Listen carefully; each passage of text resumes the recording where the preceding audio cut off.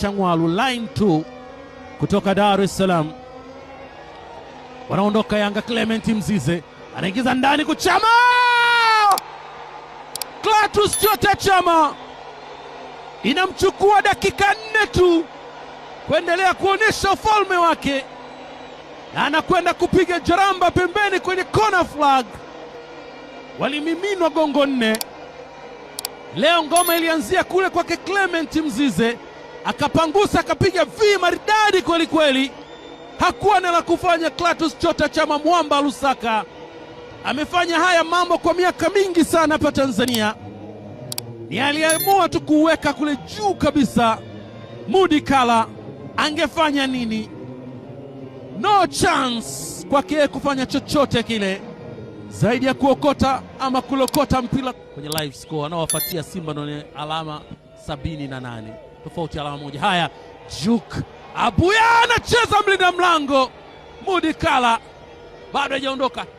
Pedro anacheza tena. Mudi Kala nawekwa tena ndani mara nyingine. Abuya! Zimekuwa ni dakika 4 tena kama ilivyokuwa kwa kipindi cha kwanza. Ulikuwa ni piga ni kupige. Ulianza mpira mrefu, ukaangushwa Abidjan, ukarejeshwa tena Nairobi, ukawekwa Mudi Kala kapangusa. Lusaka wakauchukua, ukalazimishwa tena ndani, ukakataliwa tena, lakini ukaingizwa na mwamba Lusaka. Alichokifanya Juk Abuya ni kupasia tu katika zile net na kufanya Yanga kuandika goli la pili. Hakukuwa na namna nyingine yoyote. Hamadi Baka akimalizia kazi ambayo ilianzishwa na Maxim Pia Nzengeli, shuma ya 3, akienda kuangusha salute kwa wananchi. Mwanzoni wenyewe wananchi walionyesha 5, huenda ikatimia, huenda muda bado mwingi. Ilianzwa kona fupi, akawekewa Pacom na akaiseti ndani. Maxim Pia Nzengeli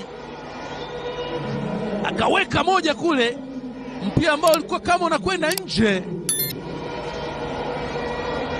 ikaguswa kidogo na Ibrahim.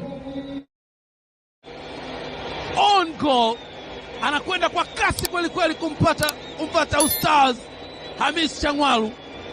Changwalu anamwambia tayari ulishavuka goal line. Mimi nimeona wachezaji wa Dodoma wataki, wanasema hamna.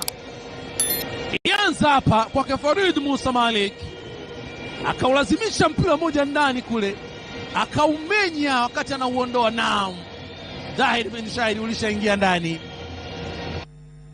Wakati anauondoa Joash Onyango, akawa ameumenya ule mpira. On goal hiyo,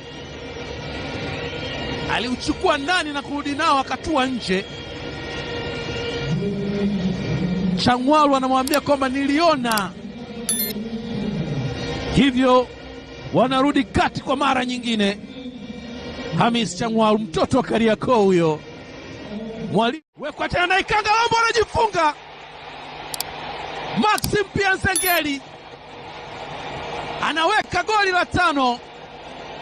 Alilitafuta mno, alilisaka sana, lakini sasa hatimaye mpira ambao unamgusa unakwenda kimiani na kuandika goli la 5 kwa upande wa wananchi Yanga. Dodoma Jiji wanaloa kweli kweli.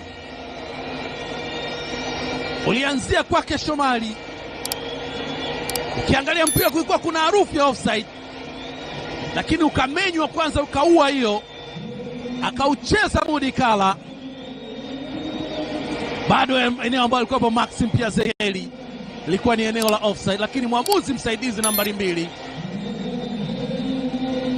Hamisi Changwalu hakuwa ameona vyema. Goli la 5